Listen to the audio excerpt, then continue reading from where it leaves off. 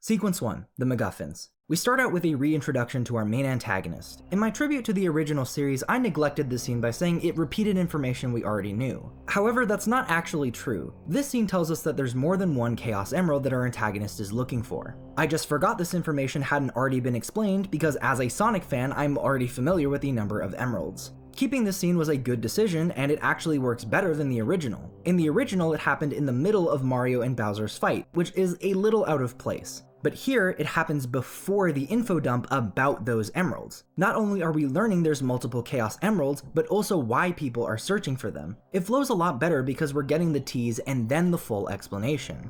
That aside, the first thing that stands out to me in this scene is the backgrounds. There wasn't always a lot of visual distinction in the original series. Everything kind of felt like it was taking place in similar looking plain fields. I know that isn't entirely accurate, but the point is that the new version feels much more visually diverse. After his short monologue, the mysterious robot flies off into the distance and we cut away to the skies above Peach's castle. I love how it starts outside the castle and pans in through the doors. Once again, it's all about that illusion of 3D space. Once we're inside, we're introduced to our mysterious heroes, Sonic and Shadow the Hedgehog. I think I really need to stress what I said in my original analysis. Yes, most of us watching this are already familiar with who these characters are. What the fuck is a Sonic? But this is an original story, meaning I need to explain information as though some people are experiencing this for the first time. I also need to establish that these characters are unique interpretations. While a lot of work is put in to make these characters feel like their canon counterparts, being 100% faithful is not the goal here.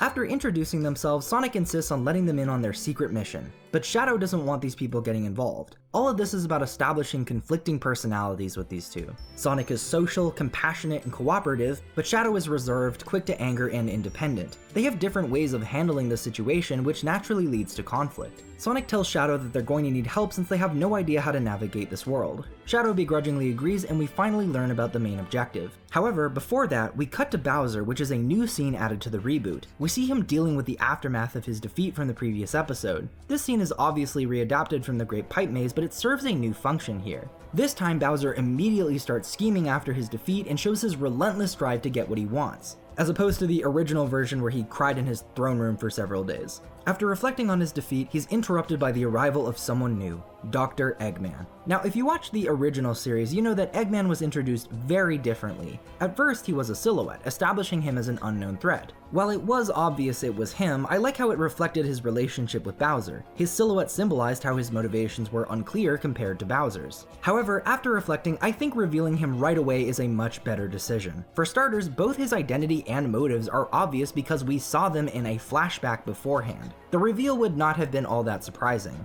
This new version establishes how and why Bowser and Eggman join forces, while also setting up some key dynamics between the two. Bowser and Eggman actually contrast each other really well. Bowser commands respect through his own power, but he isn't exactly a genius. On the other hand, Eggman has no power of his own but makes up for that by being a master manipulator, making Bowser think he has control while using Bowser's power for his own means. It's a pretty solid dynamic, but it sets up an important thematic message: how teamwork falls apart because of self-interest. After an exposition dump, both Team Mario and Bowser head out to search for the emeralds. A nice touch added here is getting to see the Koopa Bros sent after the gang beforehand, meaning we can naturally transition to them as antagonists in episode 3, also those are literally the Ninja Turtles now. Sequence 2, MacGuffin Hunt. We transition to the team preparing for their hunt for the Chaos Emeralds. In the original version, the show immediately cut to the montage, but the reboot takes some time to establish some character dynamics. Luigi is immediately friendly towards Shadow, who returns said kindness with a face full of sand. I don't like sand. Luigi is someone who is very dependent on others, where Shadow is very independent. They act as good foils to each other while also setting up some important themes regarding teamwork, but I'll save that for another video.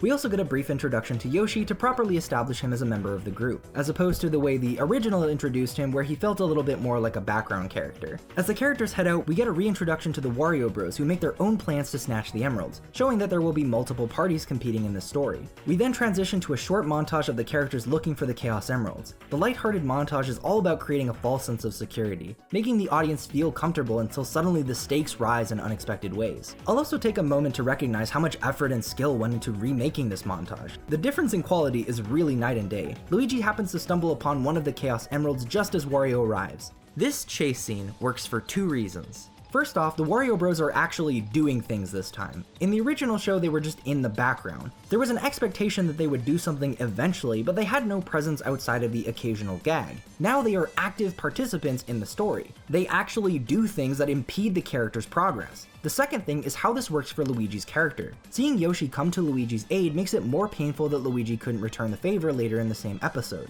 The groups fight over the Chaos Emeralds when a missile suddenly splits them up. After failing to save Yoshi, Luigi runs to retrieve Mario's aid. This is where we finally get introduced to our main antagonist. Sequence 3, the mysterious robot. I love how the introduction takes place in this dark forest. The way his eyes glow and this creepy Metroid music makes this scene so unsettling. As the robot demands the emerald, Yoshi refuses to hand it over, causing this figure to try and take it by force. Yoshi is sent crashing through trees, but even then still refuses to hand the emerald over. As the robot makes one last demand, Yoshi swallows the emerald to show his conviction to protect the gem at all costs. Unfortunately for Yoshi, shit is about to go down.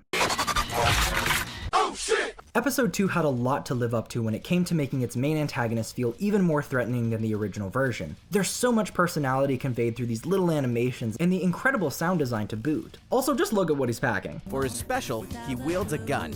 Yoshi is relentlessly hunted down and things aren't looking up for him. Now we cut back to the main group. This is another scene that wasn't in the original. It helps to break up the action and add some levity to the sequence. But it also makes it clear that Sonic and Shadow aren't being entirely transparent about everything, building some intrigue into what these two might be hiding. The darker tone shift conveying that this mission is much more dangerous than we originally anticipated. The gang head out to save Yoshi and we cut back to the action. Now we get introduced to another big change, an emerald power-up for Yoshi. This scene is all about showing the power of the emeralds. In the original series, this was shown through the Koopa Bros, but powering up Yoshi here is a necessary change. Keep in mind, the remake of Mario vs. Bowser significantly upped the spectacle. In order for the main antagonist to feel like a threat, the level of spectacle was going to have to be much greater. But the problem is, how would Yoshi realistically survive that? In the original, Yoshi at least put up a little bit of a fight, but now the scale of what he was going to get hit with was on a much different level. So giving Yoshi an emerald power-up allows us to have a more meaningful back and forth, while also being more consistent with how easily characters would draw upon the emerald's power in the original series. But at the end of the day, I don't think the coolest fight in the entire series needs to have its existence justified. This fight is Dragon Ball Z levels of insane, with all the hallmarks of what makes a fight in that series so iconic. With fast-paced flying, flurries of punches and kicks, characters crashing through everything, to massive projectile blasts that obliterate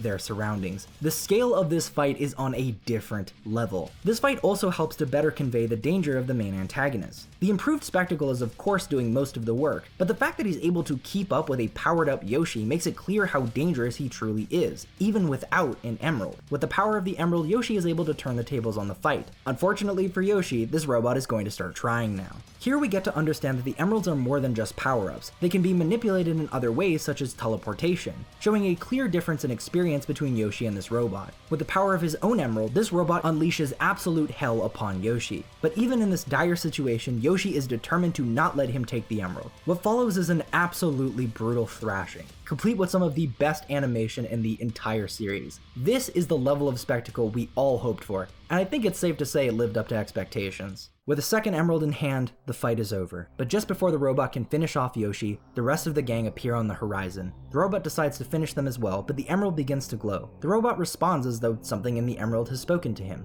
so he listens to the emerald and decides to leave. As Mario and Luigi watch over their injured comrade, Sonic and Shadow begin to bicker. It becomes clear through their dialogue that they haven't been telling the whole truth. Mario demands an answer and the group set out to get Yoshi to safety. And with that, we've reached the end of episode 2. This is an incredible remake. Stronger scene direction, expressive character animation, strong sound design, and the animation continues to blow me away. I am very grateful to have watched this episode, but I'm also very grateful to all of you. My analysis of the original series has reached over 100,000 views. That is a massive milestone to me as a creator. Thank you to everyone who watches my videos. Now with all that being said, I will see you in another video.